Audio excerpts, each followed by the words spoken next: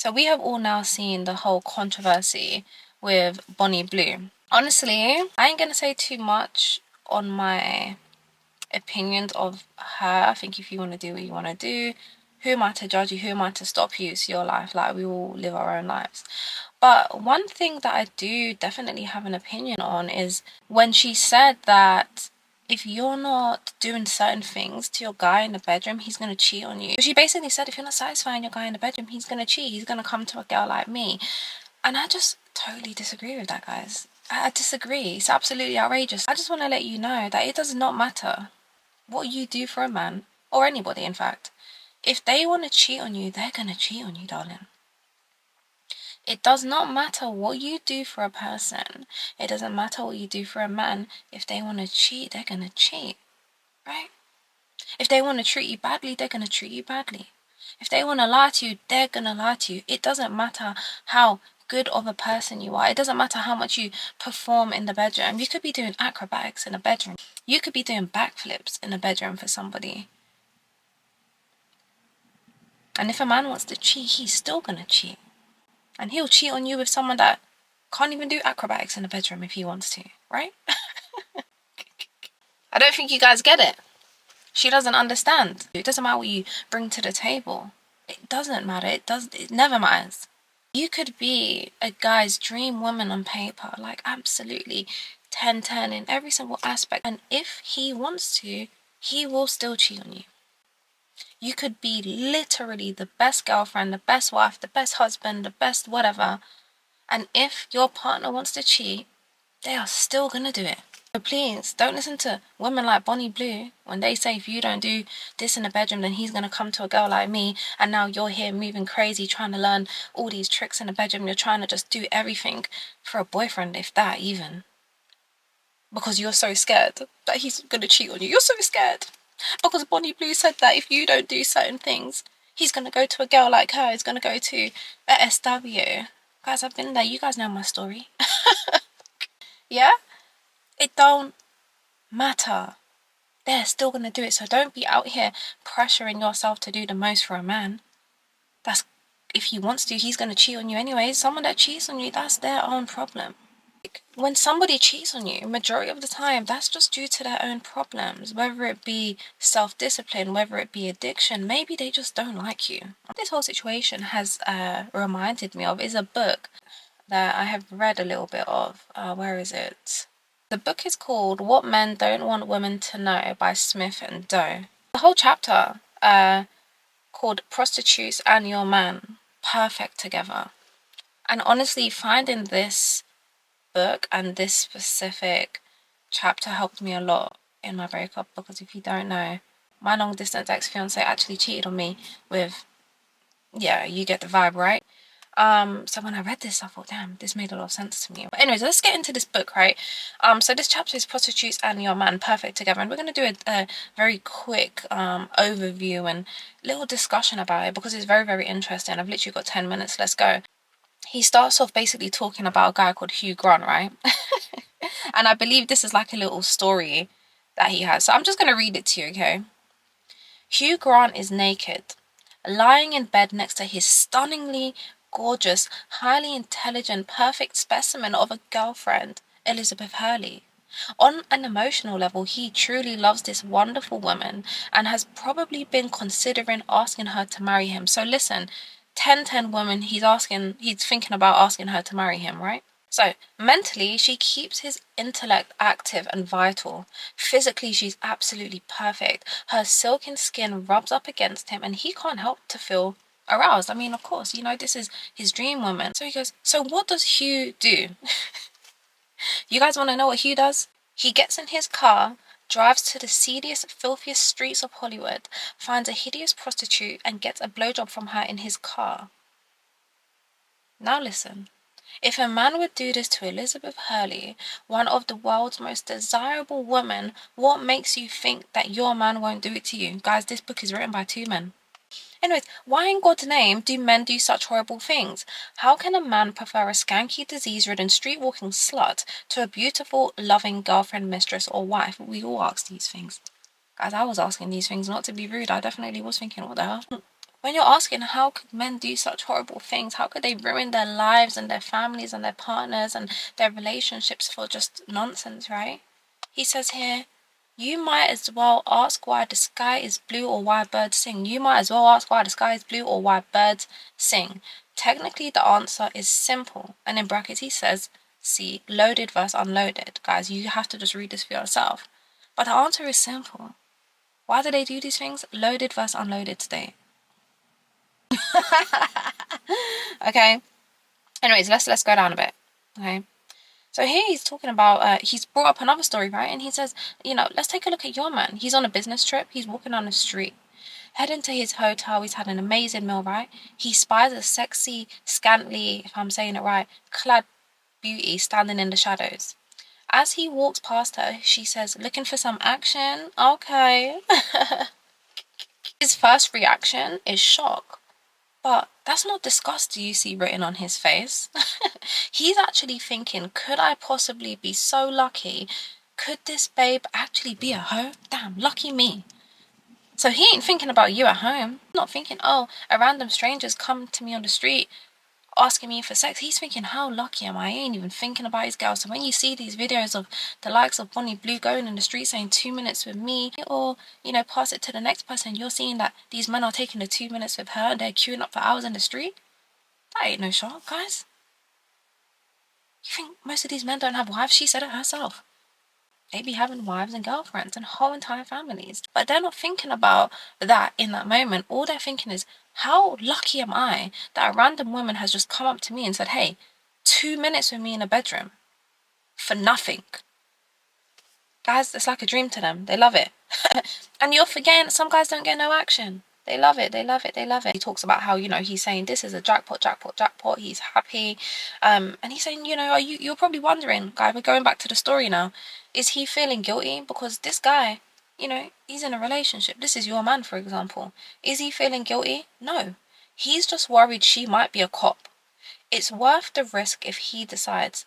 At this point, the memory of you has been regulated to a small locked room in his mind, guarded by a billion testosterone centaurs, to be freed only when he returns to the unloaded state. So when you're worrying, oh, you could be the perfect girlfriend in the world. If a guy wants to and he has the opportunity, the memory of you and everything that you do for him, he just puts that in a little box and it goes all the way back there. Little key on it and dashes the key away for a little bit. Until he's in the unloaded state. Then the memory of you will return. Listen, he accepts the young lady's proposal. He doesn't even bother to bargain. Like he did over that dinky antique cup that he bought for you at the garage sale. Some guys be stressing over the things they buy you. Right? You're like, babe, can I get this Lululemon? Can I get this Lululemon? He's in the shop trying to bargain. Saying, oh, can't you get the cheaper one? Can't you get the ones on sale? Like, you think if someone like a Bonnie Blue or just any woman that's offering up cheap or free or whatever sex, he's gonna bargain with her? No, he's going straight in. He ain't even questioning it. Trust me, I've seen it. They ain't asking questions like, oh, you're charging £60. Can it be 40, please? No, they're saying 60, bargain. 100, bargain. But for you, he's bargaining on the flowers. He's bargaining on the bills. He's bargaining on everything. Okay? Anyways, at this moment, your man has never ever been happier. He's gonna feel how he felt with you on your first sexual encounter. He's thrilled. And he's never gotten what he wanted faster, forget about it sooner, and lied about it more easier. Guys, you understand how easy it is for a man to cheat on you with a SW? OnlyFans worker like Bonnie, no disrespect to her, right? It's easy, and in this book he speaks about more as to why. So he goes on, he spoke about how he's had a great evening. He harbors no fear of repercussions, will most likely brag to his friends about it, and those friends will be at your dinner parties whispering to their wives about what a jerk your husband is. Using your husband as a scapegoat to divert attention from their own latest play for sex adventure. Yes, men helping men sometimes works in mysterious ways. You guys get that? How some of these men will use other men as scapegoats to make them look good. So you got your guy here telling you like, oh, can you believe that Fred? He went to Bonnie Blue, he cheats on his girl, he does this. Can you believe he did that? You're sitting there thinking, oh, Look at him, my man's so, he would never do that because he's telling you what his other friend did and looking down on his friend. But little do you know, the only reason why he's doing that is to hide and to kind of divert the attention from what he's been doing. Oh, men helping men, it works. I just want to say, of course, this can apply to any gender, but right now we're speaking about men, and this book was written by men, so yeah. Why is prostitution the world's oldest profession? Okay. Let Smith and Doe answer this question by analysing it piece by piece. The first principle underlying the hoe phenomenon is the indescribable joy of a one-nighter, or for these men lining up for women like Bonnie Blue 2 minutes, right? In men's minds, there is no perfect way to spend time with a woman than getting it on and getting her out. She's in, she's out. This is not only true for the way men feel about prostitutes, it's how they feel about all women. Smith and Doe are willing to stake their reputation on the following statement. Are you ready? Are you ready? There is nothing in this world a man treasures more than an unforgettable, torridly sexy one-nighter. What about love, you cry? Children, family, money, good deeds? Like we all be thinking, how they not think about their family and the money and all of that? In the great scheme of things, those values are certainly appreciated. But what is the most lasting of all? What does a man keep with him right up until his very last breath?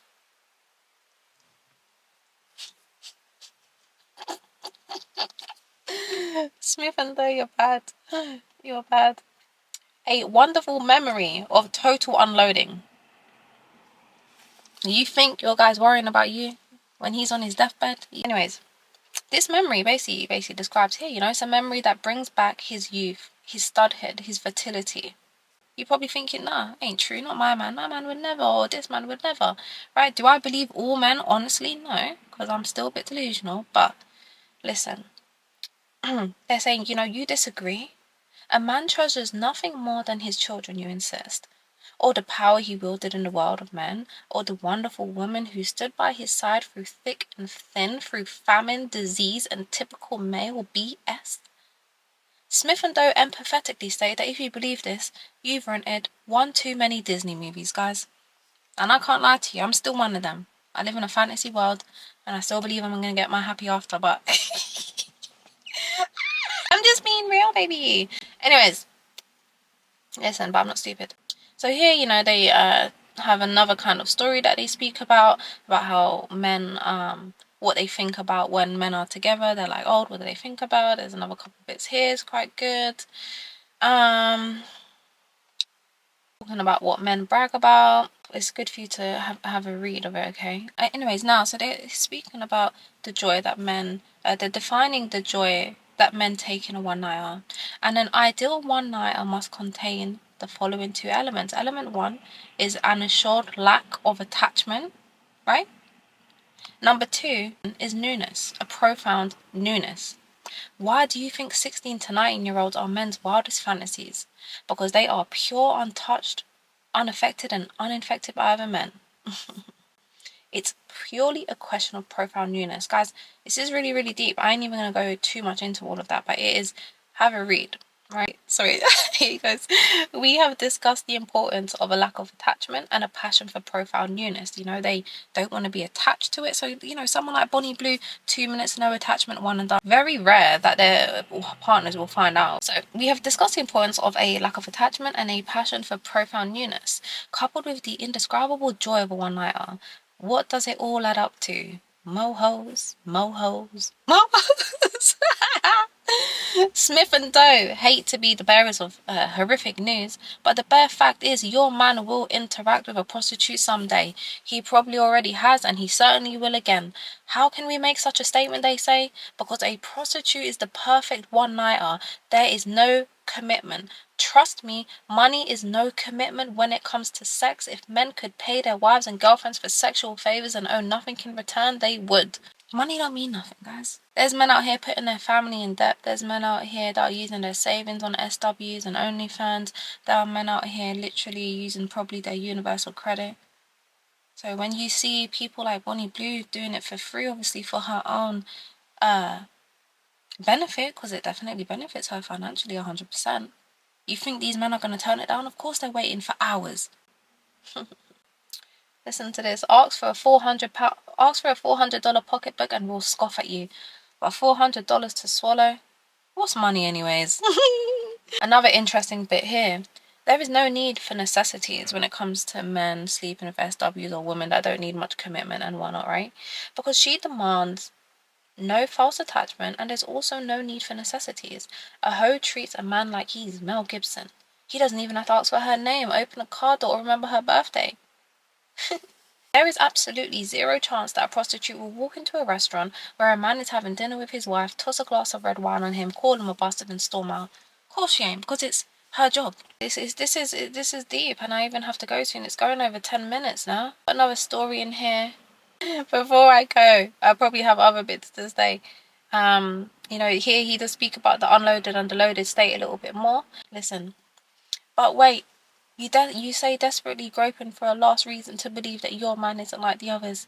You haven't taken into account the one thing that stops my man from doing these horrible things. His conscience. If my man went to a hooker, he wouldn't be able to deal with the guilt. Smith and Doe say, get real. When men have sex, when men are intimate with SWs, prostitutes, people like Bonnie Blue, there's no guilt. One of the beauties of sex with prostitutes is that guilt is non-existent. Men actually feel like they have done the prostitute a favor. Right? Power. They feel like I put a bit of money in her pocket. Or these men lining up for Bonnie Blue, they actually will delude themselves to think they're doing her a favor because they're helping her with her OnlyFans. They feel like they're a little actor. They feel like, yeah, I'm helping her out. I help make her rich, right? That's how delusional they are, right? Themselves, they feel like they did themselves a favor because they've reached the unloaded state. Yes, it's bad. Yes, it's ugly, but it is what men do. That's just one. I'm gonna go now, but I say that to say this. Someone that wants to cheat on you, if a man is going to SWs, if your man is going on OnlyFans, if your man is doing this and that and he's disrespecting you and hurting you, there is nothing you can do about it in terms of making him stop. There's nothing. It doesn't matter what you look like. It doesn't matter what you wear. It doesn't matter what you earn. Nothing matters. Okay, so do not be out here listening to people like Bonnie Blue and completely changing yourself and acting crazy, doing the most to keep someone that's gonna cheat on you because you're so scared. You're acting like Oliver Twist also. Please give me some more. I'm sorry, I did more for you. Changing your looks, changing your appearances, learning tricks online. You ain't even happy. Like you guys are. You guys don't understand. You guys go and read that book. I really just want to let some of you women know, don't be out here beating yourself up. Don't be out here scared. Don't be out here worrying. Don't be out there doing things that you genuinely do not want to do to keep a man that doesn't want to be kept. A man that doesn't want to be kept will never, ever stay. He might stay with you, but he's always going to be wandering about. A man that doesn't want to do those things, he ain't going to do it 100%. As long as you are doing what you need to do as a woman, you're being authentically yourself, you're treating someone good, you're doing the things that you're comfortable with, like you're not, you get what I mean? Like, don't be out here doing the most. Of course, with relationship, there's compromise, you have to have discussions, you have to meet each other's emotional, physical, mental, financial needs 100%. But some of you are taking it too far. You're getting worried by things that, like what Bonnie Blue says. You're doing the most, he don't even appreciate it. Stop. There's nothing you can do. You cannot stop them. You cannot stop anybody. Right? Understand that. Drill that in your skull and go and read that book. Please don't listen to advice like that, please. It's wrong. Because now I know there's going to be some of you where your mind is like a sponge. Your man's probably telling you, yeah, look what Bonnie Blue said. If you don't do this for me, I'm going to cheat on you, or I'm going to do this. Yeah, she's right. You see, if you don't satisfy your man and do X, Y, Z, then he's going to cheat. Like I said, if he tells you, look, if you don't do a backflip for me in the bedroom and do some acrobatics, I'm going to cheat on you. And then you go and do all of that. You go learn how to do acrobatics. You're doing backflips in the bedroom. If he wants to, he will still cheat on you. And he'll cheat on you with someone that doesn't even know how to do a cartwheel. Love yourselves. Love yourselves a bit more. Don't listen to everything you see online. Take everything with a pinch of salt. Stay with the people that love and care about you. Use your discernment. And yeah, like, just stop stressing. If someone wants to cheat, they're gonna cheat. There's nothing you can do to stop it. And to